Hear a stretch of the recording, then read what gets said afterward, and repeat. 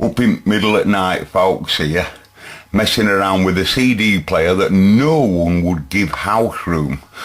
This is a Philips, and I always considered them to, well, as you know, Philips were very big in CD players in early days. I think they had a lot to do with the very first invention of CD players. I'm not too sure about that. I'm not sure whether it was Sony or Philips, but Philips and Sony certainly played a very, very big part in developing the technology of CD audio, CDDA. Anyway, cut a long story short, how bored stupid, I went downstairs into a spare room where a lot of my Uncle Paul's stuff is, and I said to myself, there must be something that doesn't work in there, because everything I touch about Uncle Paul's works. He's left me no hardly to fix. There's just one valve radio I've come across that doesn't work, and you'll have seen that in one of the videos, and I need a tube for that, I'm sure of it. Even Paul's wrote on radio what it needs, more or less. Anyway, so this is one item I found from my Uncle Paul that doesn't work right, and it's the CD player. And as soon as I told it to take a disc in, it ejected, and then it took the disc in, and then it immediately spat the disc back out again for me straight away. But I didn't hear the top latching part come down into lock. You normally do. You normally hear it coming in tray. Tray would normally come in like that, and then go, and he'll drop down, and he'll grab the CD and press it down onto its drive, which is underneath there, which you can't see, but drive's there. That's the drive spindle motor, if you like, that spins the disc. And he's got a magnet on top of him on this top side here, and as soon as he gets down closer, he'll literally magnetise as he gets close enough to other metal part and trap the CD together, you know, so it locks it there, so that now it's locked to the spindle and it'll spin round. Now in this particular case, for whatever reason, straight away I said to myself, it'll be drive belt, because it's always so common that this drive belt becomes slipper here. This is what we call lacing drive, and it's him that's doing all of that carriage, taking carriage in and out, you know. And it's nearly always the case that he is perished over time, you know. And it's the only belt that's in CD players is that drive belt there. Straight away I said to myself, that's what it is. I'm wrong. The drive belt is perfectly intact. It's just that when it comes in, if I were to carry on winding the mechanism now, that's going outwards, right? As I wind in, it comes to a stop here. It's all gone stiff. But that should drop down, and it does that by this cam here, this drive here. As you can see, this centre round cam, see how it's got a space in it there. This is arm that lifts up, look, and it's got a space in there, so as it gets further down a little bit more anti-clockwise, the cam would let that drop down, if you like, and all that then would lock into place. But you can clearly see, for whatever reason, it can't. And we can see it all moving here for whatever reason. So what I'm going to do now is I'm going to disassemble it and try and suss out what's happened, because I think what's happened is it's either come out of gear or something here. Something's gone into the wrong place, and that's what will have happened. I don't know why, but that's what will have happened. If the drive belt's okay, then something's either broken in here or something's come out of gear. Okay, so like a camshaft in an engine, we're just going to time it. We're just going to look at the timing. Okay, I'll be back. Okay, so now I've just removed exhibit F, which is clips in into locators here at both sides here. You can clearly see the laser there, and it'll move along its track. Look, I don't want to touch the lens, but you can clearly see that. And so this is the spindle drive motor, if you like, which feels okay. Just feel a little bit tight, but hey, it might not have been used for a long time, and you can even see other part of magnet there on perimeter. I'm not sure whether magnet's in this part. Actually, this type doesn't have a magnet on. That's an early type, is that? They normally have a magnet. Is there anything magnetised on there? No. That is unusual, that. They normally are, I swear to you folks. I'm not being a divvy. They normally have like a little magnet on them. So that when that comes down, it traps onto the top of the drive and presses the CD onto that. You think that's like a rubber pad. It feels like rubberised, does that? So, because that's different that from what you normally tend to see. Anyway, that's not the point. I'm not interested in that. The point is this cam here. We can clearly see that the down part there, E is the part. E's the other side of the cam there. E's other part of it. He's a locator, if you know what I mean. So it's him that, you know, that cam obviously allows it to drop down, and I don't know why. So I don't know whether it's this gear that's moved out of line or what. I can't see it because it's possible. I don't know. I'll keep messing. Okay, people, I've been messing around with it for 3 minutes and taking this out and taking this out. I am positive that this, for whatever reason, has moved. It's this cam, that's in the wrong place. We're going to have to strip all this out now. Alright, folks, I think I've sussed it. Alright then, can you see these switches here? Well, it's these guys that are switching the motor on and off. Now remember, when you press eject on control panel, motor turns on, and then it'll start driving the gearing so that it either pulls it in or out. This motor, as you can see, has got 3 wires on it, and that's because it can go both directions for obviously in and out. And we have 2 switches for that reason. You know, one of them's telling it to stop when it's coming in, and one of them's telling it to stop when it's going out. I'm on about the carriage here, going in and out, right? Now, this gear that you see here, I reckon E were the problem. Can you see that there's an half moon out of it? Let me just move it and I'll show you it. Can you see that it's got a half moon in it?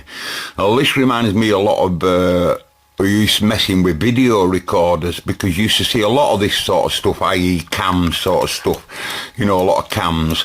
Now then, this part is what I'm interested in. There's 2 parts to this cam. You've got this part here, of course, this part, and there's another part on the underside. And the underside moves the arm for the switch. So so as I'm taking carriage in, eventually it'll keep going round until eventually it'll stop the motor. Are you with me? So that's telling it to stop the motor when it comes in. Pan back a bit. And then as you go all the way out, the other one there, can you see it going in that direction? Stops it that direction as well. Because it has to reverse, it reverses the polarity, you see, for in and out, of course. Right, so that's one switch working.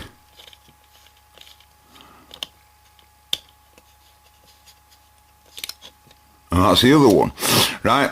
And I think what the problem was is I've had to undo this clip here and then take it off, put this drive into what I think is the right position, and then slot it back down so it's back in mesh again.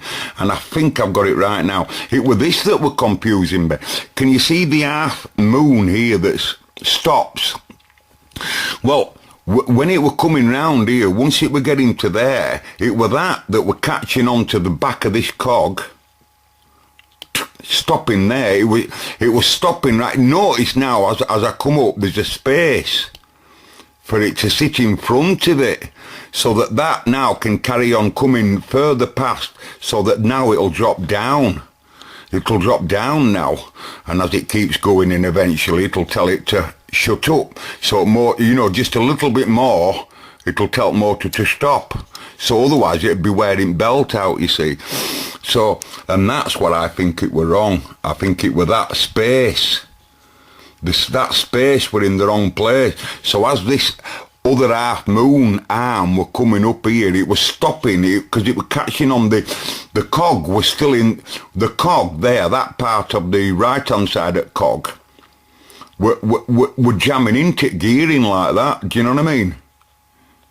And we can clearly see now why that space is there, because it allows it to carry on coming past, allowing that cam now to drop back down. It would do if top part were on.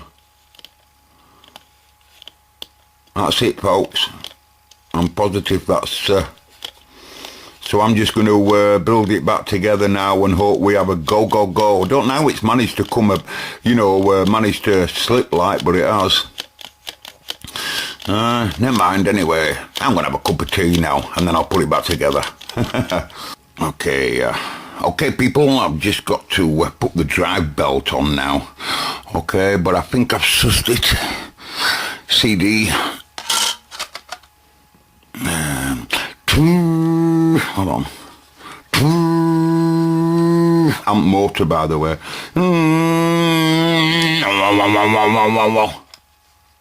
Should lock.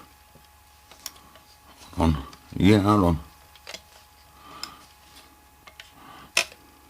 You've grabbed spindle and you've turned motor off. Right, so motor's off. Then you turn it on bit control. This arm here lifts the deck up, the tray, as well as the cam lifting that up and releasing the disc. And then as it keeps coming, yeah, and the other one turns it off.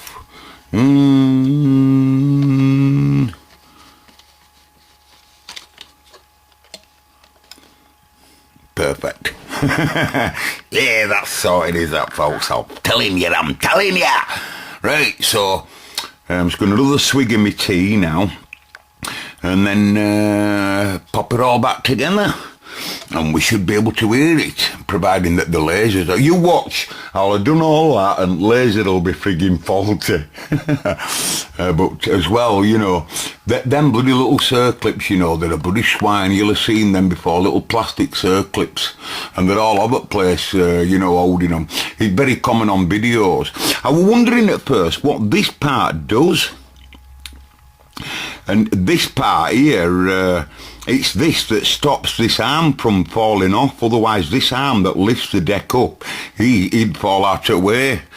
I wondered what it were all about. I thought they can't put... No one puts nothing there for nothing, folks. It's got to be a reason for it to be there. Anyway, assembly. Goodbye. Excuse me.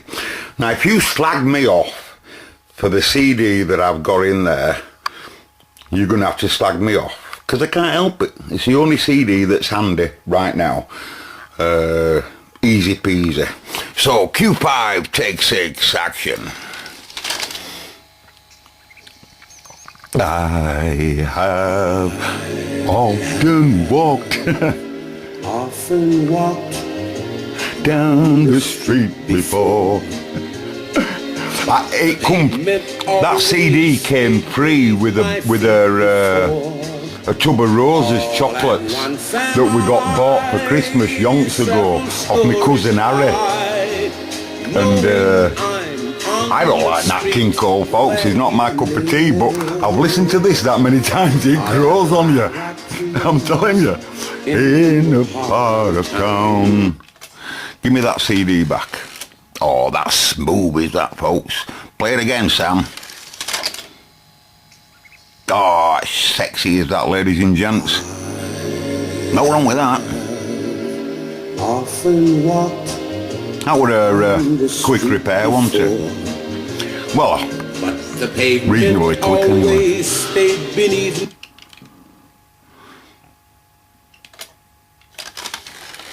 Oh, it's lovely, that. Nice and smooth, no jerking her out. Let's play. They normally have a magnet though, them, you know, on top.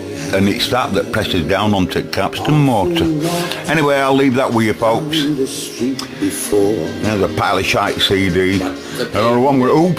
Who bothers with CDs today? I don't bother with CDs. I bet you don't, do you? No one bothers with them. Are you changing track okay? Where is track change? Oh, there. Yeah.